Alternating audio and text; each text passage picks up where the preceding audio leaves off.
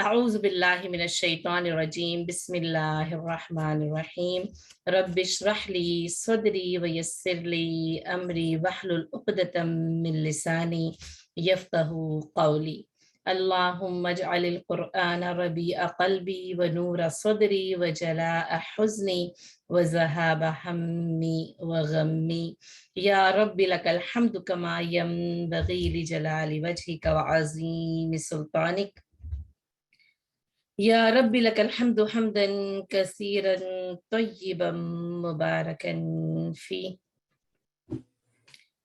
سورۃ الکہف زیر مطالعہ ہے. سورۃ الکہف کا آخری رکوع آج ہمارے درس کا حصہ ہوگا. میں اپنی کلاس کی ایک اسٹوڈنٹ شاہدہ نعیم کو اس کی تلاوت کے لیے بلانا چاہتی ہوں، اور آپ سب کے ساتھ جو ہے اس خبر کو، اس اچھی اور خوشی کی اس مبارک خبر کو آپ کے ساتھ شیئر کرنا چاہتی ہوں کہ ہماری پیاری طالبہ نے سورۃ الکہف کو مکمل حفظ کر لیا ہے. اللہ تعالیٰ اس کا حفظ محفوظ رکھے اور اس کو اس کی آخرت کے لیے اور دنیا کے لیے زیادہ راہ بنا دے کہ قرآن کا پڑھنا، پڑھانا، سننا، سنانا، حفظ کرنا، اس پر عمل کرنا اور اس کی اشاعت کرنا، یہ سب کا سب کچھ جو ہے وہ خیر ہی خیر ہے، مبارک ہے، بے انتہا ثواب کا، درجات کو بڑھانے کا اور اللہ کی رضا کا موجب بنتا ہے. تو شاہدہ نعیم آپ تلاوت کیجیے. اعوذ باللہ من الشیطان الرجیم بسم اللہ الرحمن الرحیم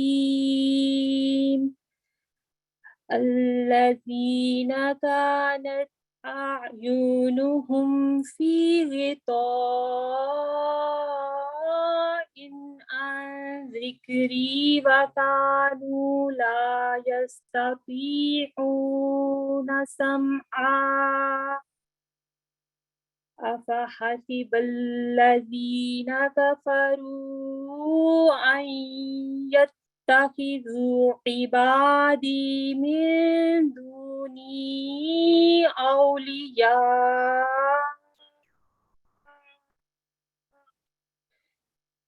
إنا أعتدنا جهنم للكافرين نزلا قل هل ننبئكم بالأخسرين أعمالا الذين ضل سعيهم في الحياة الدنيا وهم يحسبون أنهم يحسنون صنعا أولئك الذين كفروا بآيات ربهم ولقائه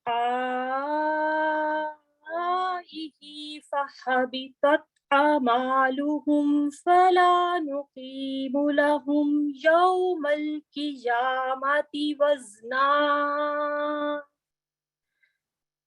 ذلك جزاؤهم جهنم بما كفروا واتخذوا آياتي ورسلي هزوا إن الذين آمنوا وعملوا الصالحات كانت لهم جنات الفردوس نزلا خالدين فيها لا يبغون عنها حولا قل لو كان البحر مدادا لكلمات ربي لنفد البحر قبل أن تنفد كلمات ربي لنفد البحر قبل أن تنفد كلمات ربي ولو جئنا بمثله مددا قل إنما أنا بشر مثلكم يوحى إلي أنما إلهكم إله واحد أنما إلهكم إله واحد فمن كان يرجو لقاء ربه فليعمل عملا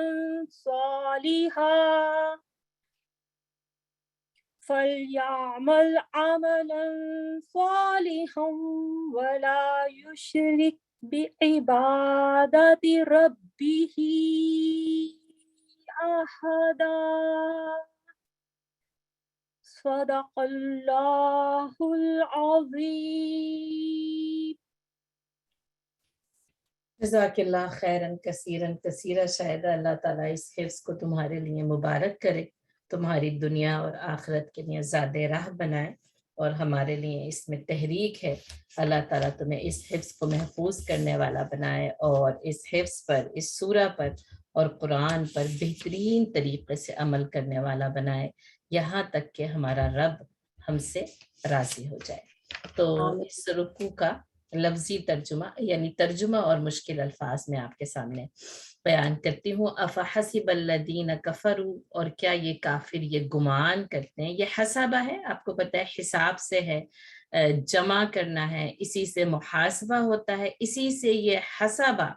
जैसे जब मुहासबा किया जाता है तो जैसे ख्याल किया जाता है कि क्या, क्यों और कैसे, इसी से ये लफ्ज गुमान के मायनों में भी इस्तेमाल किया जाता है, क्योंकि इसके मायने गुमान नहीं होते, लेकिन जैसे मुख्तलिफ मायनों का ख्याल करते हुए कि जैसे वो मुहासबा किया जा रहा है, ख्याल किया जा रहा है, कुछ गुमान किया जा रहा है, तो यहाँ पर ये हसबा बमायने गुमान के आया है। यानी क्या वो ये ख्याल करते हैं, क्या वो ये सोचते हैं, क्या वो ये गुमान करते हैं काफिर कि अन यत्तखिज़ु इबादी मिन दूनी औलिया, कि वो अल्लाह को छोड़कर अल्लाह के बंदों को अपना कारसाज बना लेंगे।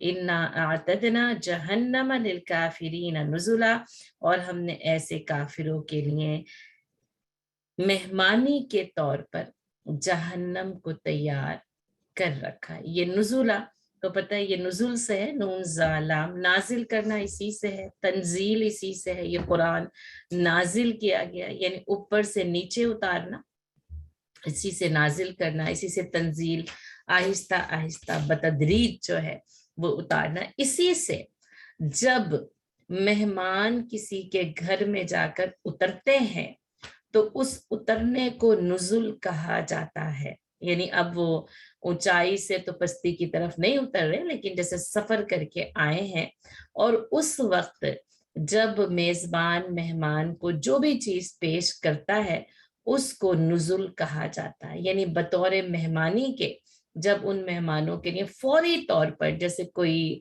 मशरूब, किसी किस्म की भी कोई चीज, जैसे अब देखिए आजकल का ट्रेंड है कि जैसे मेहमान आते हैं तो एपिटाइजर रखा हुआ होता है कि वो उसको खाएं, कोई चाय, ठंडा, कॉफी, कोई मशरूब, कोई चीज भी जैसे फौरी तौर पर जो उनको पेश की जाती है उसको नुजुल कहा जाता है। गोया के इब्तिदाही से उनके लिए इस लफ्ज का इस्तेमाल किया गया कि अल्लाह ने जहन्नम को उनकी मेहमानी के लिए तैयार कर रखा है। कुल हल, उनसे कह दीजिए कि क्या नुनब्बिउकुम बिल अखसरीन अमाला, कि क्या हम तुम्हें खबर न दें कि जो अमाल खसारे के लिहाज से बड़े हैं। आपको पता है ये खसारा नुकसान को कहते हैं। अल्लज़ीना दल्ला सअयुहुम फिल हयातिद दुनिया, वो लोग जिनकी कोशिशें दुनिया की जिंदगी में ही खोकर रह गई। वहुम यहसबून अन्नहुम युहसिनून सुनआ, और वो ये गुमान करते हैं कि वो اچھے کام کر رہے ہیں. اب یہاں پہ بھی وہی ہے جیسے افا حسیبہ تھا, یہاں پہ بھی یحسبون کہ ان کا گمان یہ انہم کہ وہ یحسنون, یہ آپ کو پتہ ہے حسن سے ہے. سنآ, سنآ کا روٹ صاد نون عین ہے, اور یہ لفظ جو ہے وہ عام ہے, اردو زبان میں بھی بولا جاتا ہے. صنعت اسی سے ہے, یعنی کچھ بنانا, جیسے انڈسٹریز جو کہ بناتی ہیں, میک کرتی ہیں, تو اس کے لیے پھر صنعت کا لفظ استعمال کرے. تو صنع کہتے ہیں یعنی بنانے کو, کاریگری کو, جیسے کاریگر کو صانع بھی کہا جاتا ہے. اور اسی سے جیسے یعنی اردو زبان میں کہا جاتا ہے کہ اللہ تعالیٰ صانع ہے, یعنی اس نے یہ جو پوری کی پوری جو یعنی دنیا کو بنایا ہے. جیسے خالق کا لفظ جس طریقے سے استعمال کیا جاتا ہے, اور یہ یعنی عربی زبان کا بھی لفظ ہے, لیکن جیسے بطور صفت اللہ تعالیٰ کی یہ صفت ہمیں اس طریقے سے ملتی نہیں ہے, لیکن اللہ کے لیے بھی صانع کا لفظ استعمال کیا جاتا ہے کہ جیسے وہ ان ساری چیزوں کا کاریگر ہے, بنانے والا ہے. تو بہرحال صنع کام کرنے والے, کام. اولئک الذین کفروا بآیات ربہم, اور یہی وہ لوگ ہیں جنہوں نے اپنے رب کی آیات کا انکار کیا, ولقائہ, اور اس کی ملاقات کا بھی انکار کیا. فحبطت اعمالہم, تو بس ان کے اعمال ضائع ہو گئے. فلا نقیم لہم یوم القیامت وزنا, اور ہم ان کے لیے قیامت کے دن کوئی وزن قائم نہیں کریں گے. ذالک جزاؤہم جہنم بما کفروا, اس لیے کہ ان کے کفر کے سبب ان کی جزا یہ جہنم ہے. واتخذوا آیاتی ورسلی ہزوا, اس لیے کہ انہوں نے ہماری آیات اور ہمارے رسولوں کا مذاق اڑایا تھا. ان الذین آمنوا وعملوا الصالحات, اور بے شک وہ لوگ جو ایمان لائے اور عمل صالح کیے, کانت لہم جنات الفردوس نزلا, ان کے لیے فردوس کے باغات کی مہمانی. وہاں پر بھی للکافرین نزلہ تھا, اور یہاں پر جنات الفردوس نزلہ, گویا کہ یہ نزلہ بھی وہی مہمانی ہے. خالدین فیہا, اس میں ہمیشہ رہیں گے. لا یبغون عنہا حولا, وہ وہاں سے تبدیل ہونا نہیں چاہیں گے, یا وہاں سے وہ کوئی جگہ تبدیل ہونا نہیں چاہیں گے, یعنی وہ وہاں سے اپنے جو رہنے کی جگہیں ہیں یعنی اپنی جنتوں کو تبدیل کرنا نہیں چاہیں گے. یبغون آپ کو پتہ ہے بغا ہے, چاہنا ہے, اسی سے بغاوت ہوتی ہے, اور یہ ضمیر ازداد میں سے یعنی اچھی چیز بھی چاہی جاتی ہے. پھر بغاوت بری چیز چاہنے کے لیے استعمال ہوتا ہے. اور حبل آپ کو پتہ ہے حول, لا حول ولا قوت میں ہم یہ جو ہے وہ پڑھتے رہتے ہیں, یعنی وہ جس کا ساری چیزوں نے جو ہے وہ احاطہ کر لیا ہوتا ہے نا. لیکن یہاں پر اس لفظ کی جو ترکیب آئی ہے نا, وہ یعنی حولا نہیں آئی ہے بلکہ حولا آئی ہے. اور جیسا کہ آپ کو پتا ہے کہ اعراب کی تبدیلی سے جو ہے وہ یعنی الفاظ کے معنوں کے اندر تھوڑی سی جو ہے نا وہ تبدیلی ہوئی. ویسے اس کا اصل لفظ تو وہی ہے حول, ہے نا, ہا واو لام. اس کے اصل معنی ہوتے کسی چیز سے یعنی الگ ہونا, ٹھیک ہے, کسی چیز میں تبدیلی ہونا اور کسی چیز سے الگ ہونا, ٹھیک ہے. تو اسی لیے آپ دیکھیں اگر یہ حوالہ آیا ہے کہ الگ نہیں ہوں گے یعنی تبدیل نہیں کریں گے نا. اچھا, اسی سے پھر یہ لفظ جو ہے نا یہ جیسے آتا ہے یعنی کسی شے کی تبدیلی کے لیے آتا ہے, کسی دو شے کے درمیان حائل ہونے کا لفظ جو بولا جاتا ہے نا, تو وہ اسی حول سے پھر حائل بنتا ہے کہ کوئی چیز اس چیز کے درمیان حائل ہو گئی ہے. جیسے کہ قرآن بھی کہتا ہے ان اللہ یحول بین المرء وقلبہ, کہ اللہ تعالیٰ انسان یعنی اور اس کے دل کے درمیان جو ہے وہ حائل ہو جاتا ہے. ٹھیک ہے, تو یہ بمعنی حائل بھی آتا ہے, یہ بمعنی حیلہ بھی آتا ہے. جیسے کسی بہانے کے لیے جب حیلہ کا لفظ استعمال کیا جاتا ہے نا, وہ یہی ہوتا ہے کہ کوئی چیز اس بات کے درمیان حائل ہو جاتی ہے, کسی چیز اور اس چیز کے درمیان ایک پردہ آ جاتا ہے, ایک تبدیلی آ جاتی ہے. اسی سے کسی چیز کو جو ہے یعنی متغیر کرنا, کسی چیز کو اس کی چیز سے پھیرنا, ہے نا.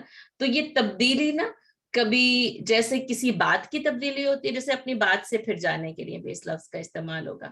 کبھی جیسے یہ تبدیلی ذات کے لیے بھی استعمال ہوتی ہے, اور اسی طرح سے یہ تبدیلی مکان کے لیے بھی استعمال ہوتی ہے. جیسے یہاں پر آیا نا لا یبغون عنہا حولا, کہ وہ اس سے تبدیل نہیں ہوں گے، اس سے متغیر نہیں ہوں گے، اس سے پھرنا نہیں چاہیں گے نا. اسی کو نا تحول اور اسی سے نا تحویل قبلہ بنا ہے. تو یہ بات اتنی اچھی لگتی ہے کہ جب ہم کسی چیز کی یعنی کسی جب لفظ کے یعنی مادہ اور اس کی تحقیق کو دیکھتے ہیں تو ہمارے سامنے اتنی ساری چیزیں اور بھی کھل جاتی ہیں کہ جیسے ہم نے تحویل قبلہ کا اتنا لفظ استعمال کیا تو اسی حوالہ سے پھر وہ تحویل بنتا ہے نا. تحول اور تحول سے تحویل بنتا ہے. یعنی یہ حوالہ بمعنی تحویل جیسے بمعنی تحول اور تحویل کے کہ جیسے قبلے کی تبدیلی تو اس سے پھر وہ قبلے کی تبدیلی کے لیے ہم تحویل قبلہ کا لفظ استعمال کرتے ہیں. اور یہاں پر پھر مکان یعنی جنت اور جنات الفردوس کی تبدیلی جو ہے وہ مراد ہے.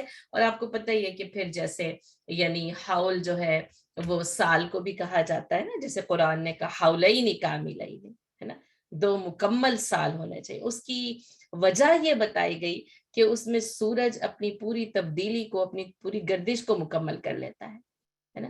تو اس کی وہ جو تحویل ہوتی ہے نا، جو گردش ہوتی ہے وہ مکمل ہو جاتی ہے. تو اسی لیے جو ہے وہ سال کے لیے حول کا لفظ جو ہے وہ استعمال کیا جاتا ہے. اچھا اسی سے یہ نا حال بھی اسی سے ہے. یہ جو حال ہے، یہ جو اس وقت ہم موجود ہے، اچھا اسی سے حالت ہے. یعنی انسان کی جو حالت ہوتی ہے نا، اس کو الحالہ کہتے ہیں عربی میں، جس کو ہم اردو میں حالت کہتے ہیں. تو الحالہ کیا ہوتی ہے؟ انسان کی وہ یعنی حالت جو تبدیل ہوتی ہے، یعنی کہ حالت کے معنوں میں تبدیلی کا مفہوم جو ہے وہ شامل ہے. یعنی انسان کی حالت جو مختلف طور پر جیسے تبدیل ہوتی رہتی ہے نا، موسم سے گرمی ہے تو آپ کی حالت بری ہے، سردی ہے تو آپ کی حالت بری ہے. یعنی بری سے مراد ہے کہ آپ کو سردی شدید لگ رہی ہے، شدید گرمی لگ رہی ہے، کبھی آپ بھوک کی حالت میں ہیں، کبھی آپ آرام کی حالت میں ہیں. تو مختلف وہ چیزیں جو انسان کے اوپر گزرتی ہیں اسی سے اس کی حالت کا تعین ہوتا ہے. اور اسی سے پھر آپ کو پتہ ہے حول ہے نا، یعنی جیسے لا حول ولا قوت الا باللہ جو پڑھتے ہیں تو اس میں یہی ہے کہ اللہ کے سوا کوئی یعنی تبدیلی نہیں ہے، کوئی کسی حالت کی تبدیلی پر قادر نہیں ہے نا. اور وہ ساری چیزوں کا پھر جو احاطہ ہوتا ہے اس سے جو ہے وہ یہ بھی اچھا محال بھی اسی سے ہے. آپ کہتے ہیں نا یہ کرنا محال ہے نا، تو محال بھی اسی سے، یعنی اب اس کو تبدیل نہیں کیا جا سکتا ہے نا. یعنی یہ آپ کہتے ہیں یہ ہونا محال ہے، یعنی اب اس چیز کو تبدیل جو ہے وہ نہیں کیا جا سکتا. اور اسی سے بہت سارے یعنی اسی کی فیملی کے ورڈ جو ہیں وہ مختلف ملتے ہیں. اللہ کی ایک صفت جو قرآن میں آتی ہے وَهُوَ شَدِيدُ الْمِحَالِ، تو پھر یہ کہ وہ یعنی اس تبدیلی پر انتہائی شدت کے ساتھ قادر ہے. وَهُوَ شَدِيدُ الْمِحَالِ، یعنی وہ یعنی بس وہ اس کام کو جو سر انجام دیتا ہے نا تو بڑی شدت کے ساتھ وہ ہر چیز کو یعنی کام کرنے پر، ہر چیز کی تبدیلی پر پوری طریقے سے قادر ہے. تو یہ ہے حول سے حوالہ اور اس کے مختلف معنی جو میں نے آپ کو بتائے ہیں. قُلْ لَوْ كَانَ الْبَحْرُ مِدَادًا لِكَلِمَاتِ رَبِّي، اور آپ ان سے کہہ دیجئے کہ اگر سمندر میرے پروردگار کی باتوں کو لکھنے کے لیے سیاہی بن جائے. مدادا میم دال دال، آپ کو پتہ ہے مدد اسی سے ہے، مد اسی سے ہے، اسٹریچ کرنا، کھینچنا. اب مدد کیا ہوتی ہے؟ یعنی ایک شخص کو دوسری شخص کی طرف کھینچ کر لے کر، یعنی جیسے وہ آپ کی ہاتھ کھینچ بڑھاتا ہے نا تو آپ اس کا ہاتھ پکڑ کر جو ہے وہ یعنی نکلتے ہیں، یعنی معنوی طور پر ہو یا حسی طور پر ہو. تو اسی سے پھر یہ جو پھیلاؤ ہوتا ہے، اب یہ جو سمندر کا جو پھیلاؤ ہے نا اس کا بھی مراد ہے. اور ویسے یہاں پر یہ لفظ جو ہے وہ جو پین کو لکھنے کے لیے سیاہی اور روشنائی کا استعمال کیا جاتا تھا، اور اب تو وہ یعنی دور تقریباً یوں سمجھیں کہ ختم ہونے کو ہے. اب تو وہ پینز اور ان کی سیاہیاں جو ہے وہ اینٹیکس کے طور پر جو ہے وہ گھروں میں رکھی جاتی ہیں یا استعمال کی جاتی ہیں. لیکن بہرحال اب جیسے کہ ظاہر ہے وہ بھر دی جاتی ہے، لوگوں کے لیے آسانی ہو گئی، وہ بھری جاتی تھی، وہ گرتی تھی، وہ خراب کرتی تھی، کپڑے خراب ہوتے تھے، چیزیں خراب ہوتی تھی. لیکن بہرحال وہ ظاہر ہے کہ ایک طریقہ تھا کہ اس کے اندر بھرا جائے، لکھا جائے. پھر وہ بھرے ہوئے پین ملنے، اب تو پین سے لکھنے کا ہی رواج ختم ہوتا چلا جا رہا ہے. تو بہرحال بات کیا ہے کہ اس سے مراد جو ہے پھر وہ سیاہی جو پھیلی، جیسے سیاہی روشنائی پھیلتی ہے نا، جیسے میں نے کہا وہ گرتی تھی، وہ پھیلتی تھی. آپ دیکھیں صفحے پہ اگر آپ کچھ دیر تک کے لیے پین کی نب بھی رکھتے تھے تو وہ پھیل جاتی تھی. تو اس کے اندر پھیلنے کا مفہوم، اچھا ایک یہ پھیلنے کا مفہوم. دوسرا کیا ہے کہ وہ لکھتے ہوئے وہ پھیلتی جاتی ہے اور لکھتی جاتی ہے، یعنی وہ الفاظ اس سے لکھے جاتے ہیں نا تو وہ پھیلتی جاتی ہے، پھیلتی جاتی ہے. تو اس سے اس کے جیسے پھیلاؤ کے مفہوم میں روشنائی اور سیاہی کو جو ہے وہ مداد کہا جاتا ہے. لنفد البحر قبل ان تنفد کلمات ربی، تو اس سے پہلے کہ میرے پروردگار کی باتیں ختم ہوں وہ سمندر ختم ہو جائے. نون فا دال لفظی معنی ختم ہو جانا، ٹھیک ہے.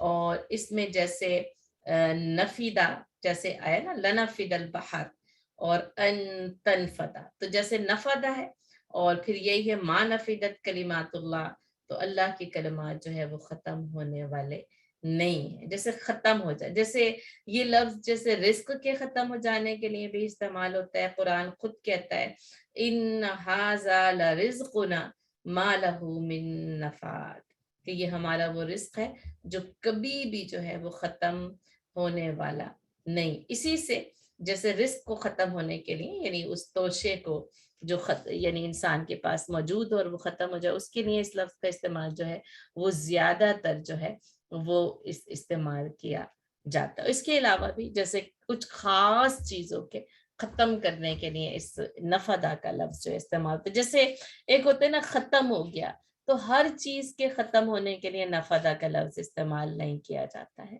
ٹھیک، کیونکہ یہ جیسے اس میں فصاحت ہے، اس میں بلاغت ہے. تو جیسے میں نے اپنی سے رزق ایک اللہ کی بڑی نعمتوں میں سے ایک نعمت ہے نا، جس کے بغیر زندگی کی بقا ممکن نہیں ہے، تو یوں سمجھیں اس کے لیے استعمال کیا گیا یہاں پر پھر خاص طور پر. اور اچھا پھر وہ دیکھیں تو جیسے جو رزق ہے اس کا پھیلاؤ اتنا زیادہ ہے کہ وہ اللہ نے ایسا وہ زمین کے اندر ایک ایسا پوٹینشیل رکھ دیا ہے، ایک ایسی استعداد رکھ دی ہے کہ وہ رزق اگلتی رہتی ہے، یعنی سالہ سال سے کروڑا سال، اور اس کے بعد جب تک کہ یہ ختم نہ ہو جائے یہ اس رزق کو پیدا کرتی رہے گی. اسی طرح آپ دیکھیں سمندر جو ہیں وہ ختم ہونے والے نہیں ہیں، ان کے اندر کتنا زیادہ جو ہے وہ پھیلاؤ ہے. تو اگر ان دونوں چیزوں کو آپ سامنے مد نظر رکھیں اور پھر اس لفظ کو دیکھیں نا، تو اس لفظ کی پھر وسعت کا اور اس کی خاصیت کا اندازہ ہوگا.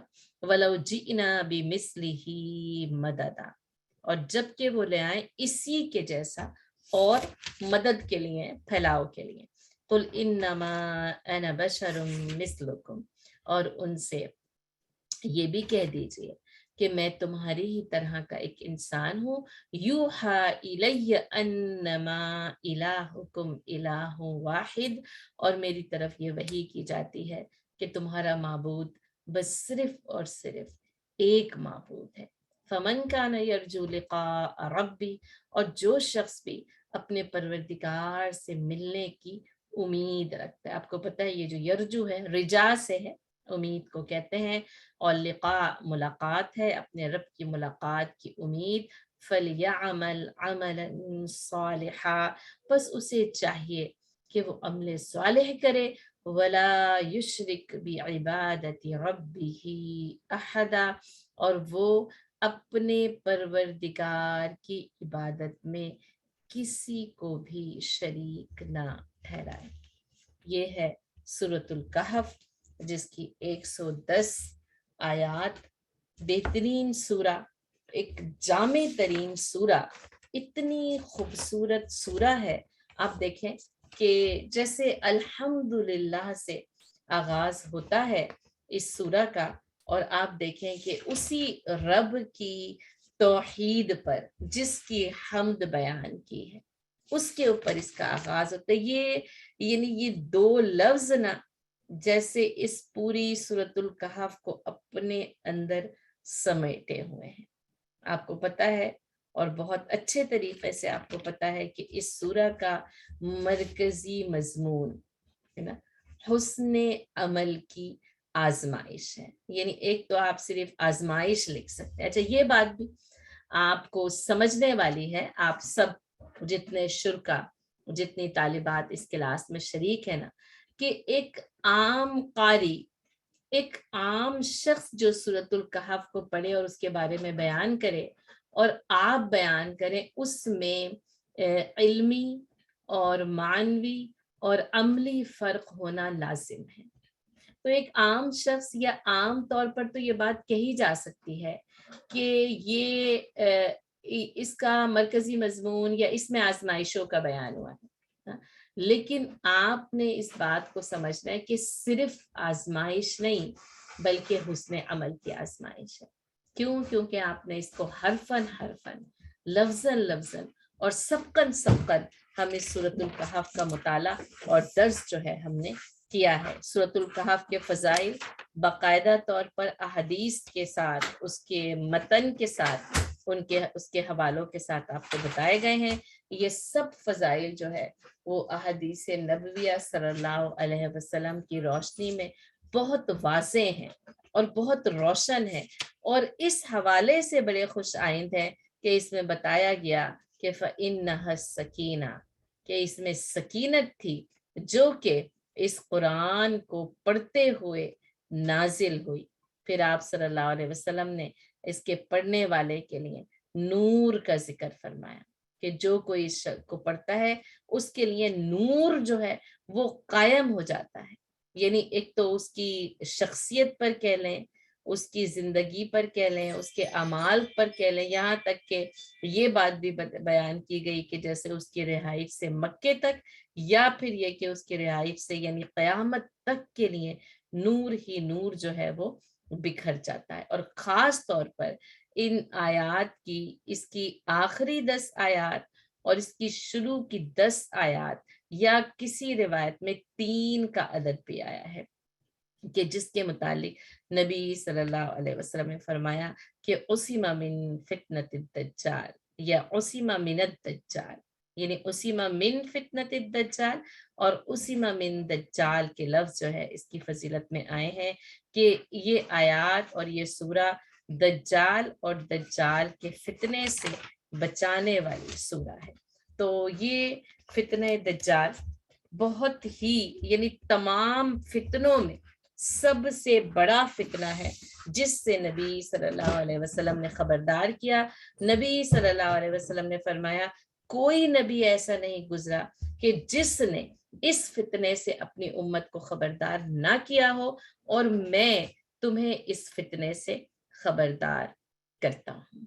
اچھا ایک فتن آپ اگر احادیث کی کتابوں میں دیکھیں گے نا تو کتاب الفتن ان کے باب یعنی بابوں میں سے بلکہ باب نہیں بلکہ کتابوں میں سے ایک کتاب ہے کہ جس کا نام کتاب الفتن رکھا گیا ہے کہ جس میں ان فتنوں کا بیان ہے جو کہ قرآن اور نبی صلی اللہ علیہ وسلم کی احادیث سے بیان ہوتے ہیں.